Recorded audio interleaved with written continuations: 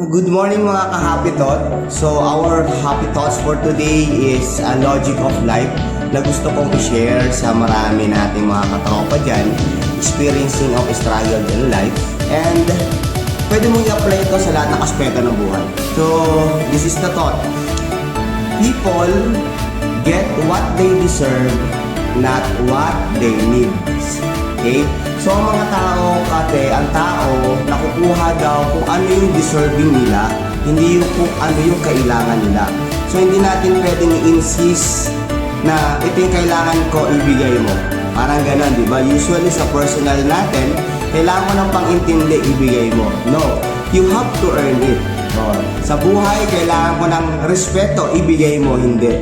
Ibibigay ang respeto kung karapat-dapat ka dun sa respeto. And paano ka magiging karapat-dapat sa respeto? You have to earn it. And maraming proseso. Ganun din sa buhay.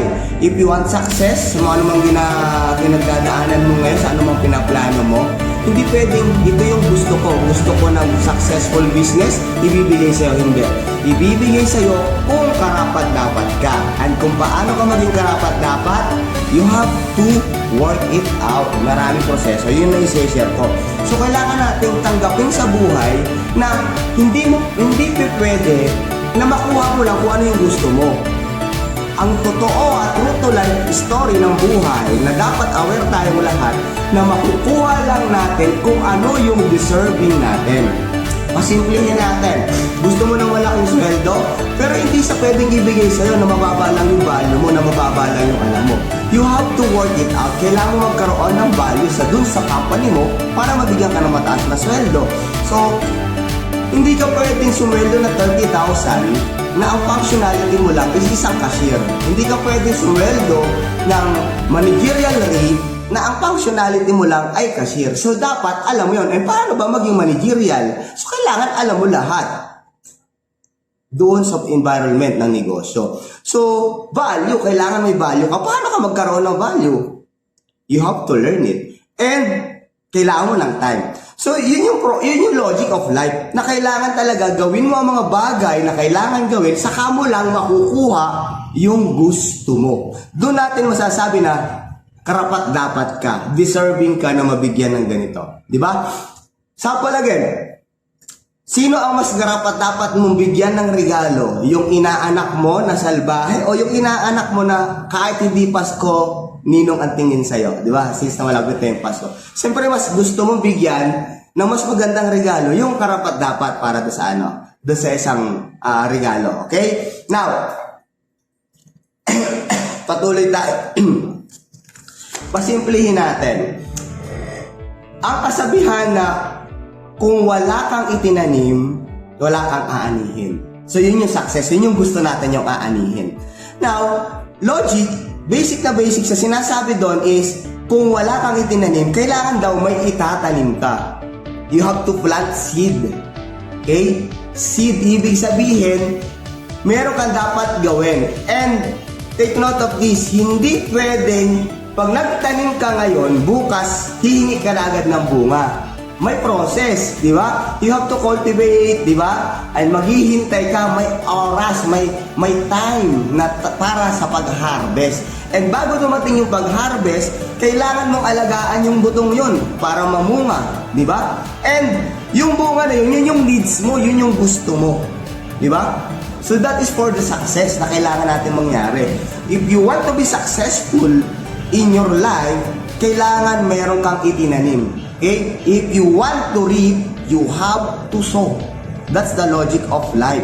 Now, balik tayo doon sa sinasabi natin, gusto natin ng earnings. Siyempre, kailangan natin ng kita. Ang mga tao naman, kailangan talaga pera. Hindi ko sinasabi mukha pera, ha? Ang kailangan natin ay pera para to provide the needs of our family. Siyempre, almusal, tanghalian, hapunan, savings, may bibilhin ganito, di ba? Gadget. So, lahat yan, kailangan mo ng pera. The problem is, wala kang pera. Hindi pwedeng dumating sa iyo yung gusto mo. Okay? You have to earn that amount of money para mabili mo yung gusto mo. And, siyempre, ang earning of money, para ka nagma-marketing, katulad na sinasabi ko sa inyo before. Okay? Life is marketing. Kung gusto mo ng mas malaking kita, kailangan mas malaki yung functionality mo. Kailangan mas malaki yung specs mo sa buhay. And yan yung may proseso sa pagpapalaki ng specs mo sa buhay, ng kaalaman mo sa buhay.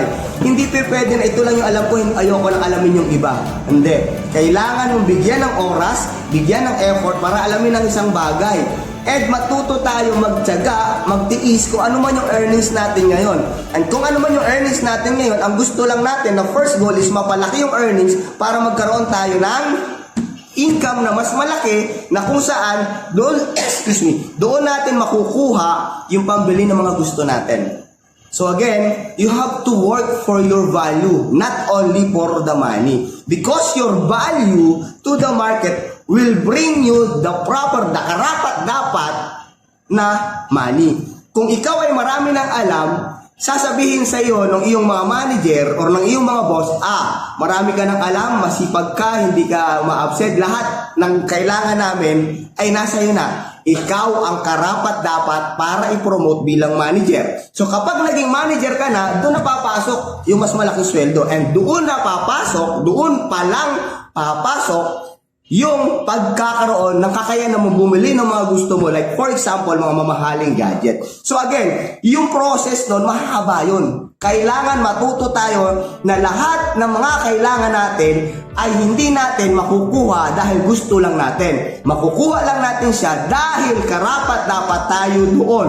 And number 2, meron pong oras, may tamang oras. And hindi po darating yung tamang oras na yun kung hindi kayo gagalaw at gagawa ngayon. You have to face the consequences. You have to build your character.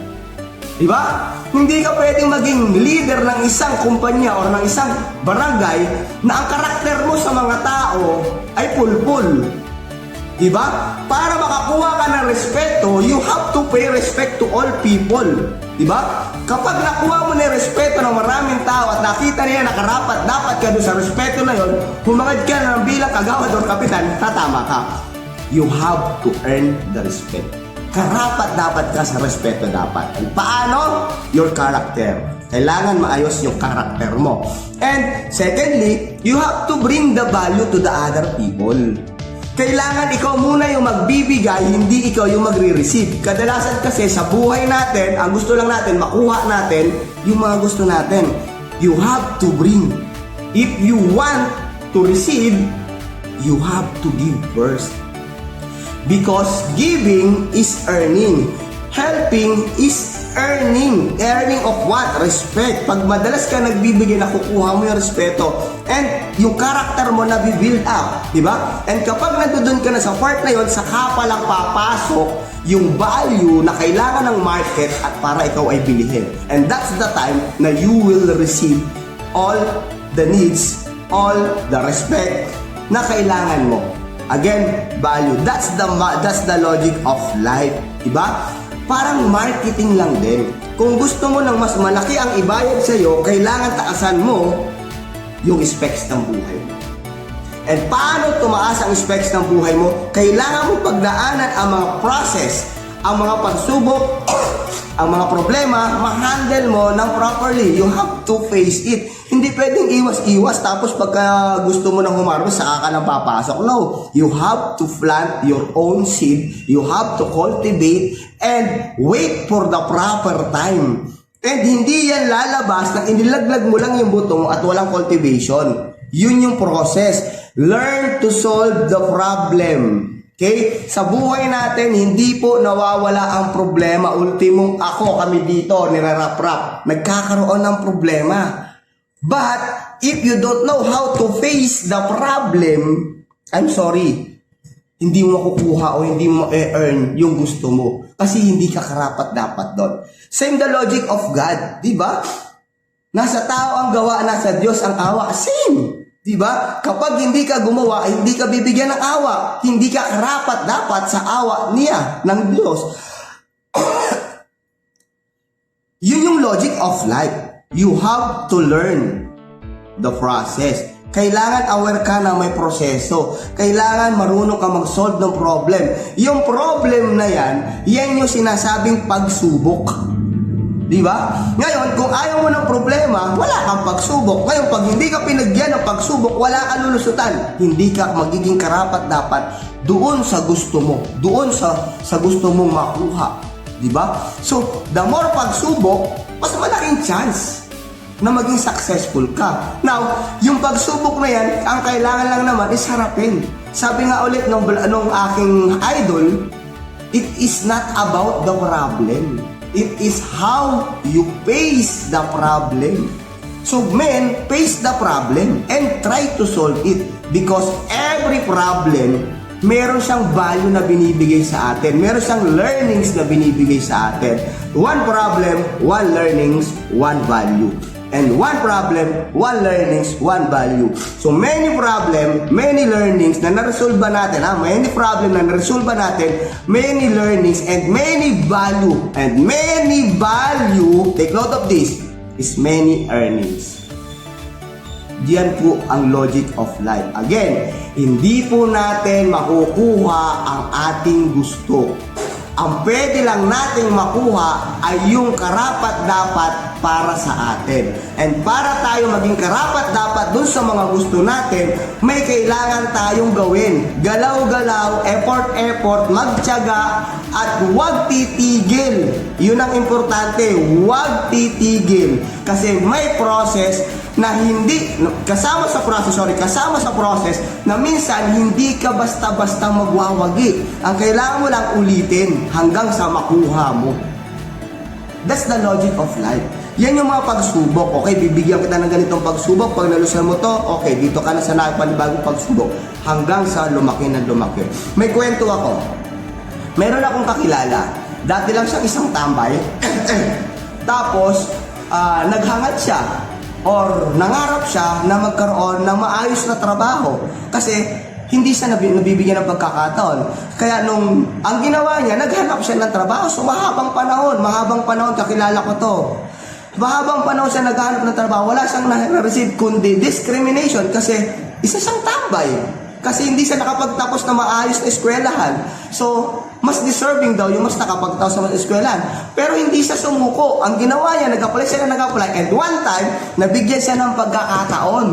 Okay, kilala ko to, taga doon sa Goldilocks. Nung nabigyan siya ng pagkakataon, ginalingan niya, hindi niya sinayang yung pagkakataon. And that pagkakataon, habang ginagalingan niya, good morning. Habang ginagalingan niya, hindi siya sumusuko. After 5 years, nagulat na lang siya, pinatawag siya ng boss, and pinromote siya bilang manager. Imagine nyo from tambay, naging crew, pinag-ayusan, lahat ginawa, in-effortan, hindi nag-absent, lahat binigay ng effort, at inalam lahat ang dapat alamin.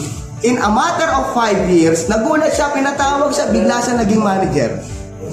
So, take note of that, And same logic ginawa niya. Ginawa niya pa rin yung process na ginagawa. So, gusto ko na mas malaking earnings kasi kailangan ko ng bahay, kailangan magkaroon ng sariling bahay kasi ang hirap mangupahan. So, habang ginagawa niya, alam niya yung logic, kailangan niya mag-taste, kailangan niya magbigay ng effort, lahat consistently. And maraming failure na dumating, hindi pa rin siya sumuko. After 5 years, pinromote ulit siya. Naging cluster manager siya. So, naging cluster manager siya, nadagdagan yung kanyang value sa company. So, dinagdagan yung sweldo niya. And after that, nagkaroon na rin siya ng value sa ibang market. Meron na rin humihingi ng consultation sa kanya. So, lumalaki yung kanyang earnings. And that kind of earnings, hindi niya agad-agad nakuha kasi ang ginawa niya, nagtulong siya, nagbigay siya ng help sa other people. So, yung value niya na ibibigay niya for free, na na-appreciate ng mga tao dyan sa paligid, and now, binabayaran siya for that value, nare-receive niya ngayon yung earnings nung how many years niyang ginagawa. And take note of this, 2019, yung crew na yan na dating tambay, napatayo niya yung bahay niya. Okay? So, yun yung process. Kailangan, hindi ka hingi lang ng hingi. You have to earn what you need. Hindi pwede mo makuha ang gusto mo lang ng bahay. No, may gagawin ka po. May gagawin kang process. May gagawin kang pagtitiis. Marami kang dadaan na failure. Marami kang dadaanan na problema. And all you have to do is to face it. Kapag nagtanim tayo ng buto, ang kailangan lang natin gawin ay diligan, i-cultivate for how many years mamumunga yung mangga mo. And that bunga is the fruit of your labor. Sinabi rin po yan sa Bible. Okay? Kailangan mo lang huwag panghihinaan. Kailangan mo lang ipagpatuloy at kung may pagkakataon, give your effort, give your love, and try to help each others. Parang ganon. And doon, i-reward ka kasi you are karapat-dapat. Diba? Karapat-dapat ka na dun sa gusto mo. Again, the logic of life, people get what they deserve, not what they need. Happy thought!